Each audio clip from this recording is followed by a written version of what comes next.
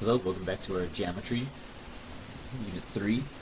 In this particular problem, it's not really hard calculations or anything. It's more along the lines of trying to convey an idea in that of angle-angle similarity, and that in the first case, it may not be as obvious as it seems, and in the second case, it is the justification for why we don't need to have all three angles be the same, but we only need two. So for the first one here, it says find the measure at a third angle in the first pair of triangles below. Compare the two triangles, and what do you notice?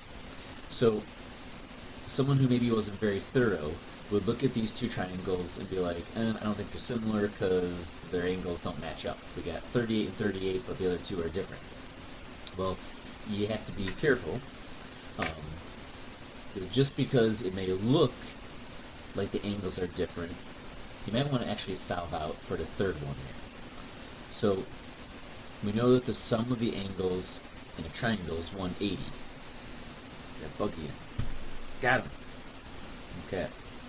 It's okay, guys. One less bug to bother us. I'm going to smear its guts off here. Okay. So we know that the sum of the angles in a triangle is 180. So if we do 180 minus 38 minus 63, we're left with this angle being 79. Well, that works out pretty convenient. If we do the other triangle over here, we do 180 minus 79 minus 38, we end up getting 63. So with a little bit of work, we do notice that these triangles actually are similar.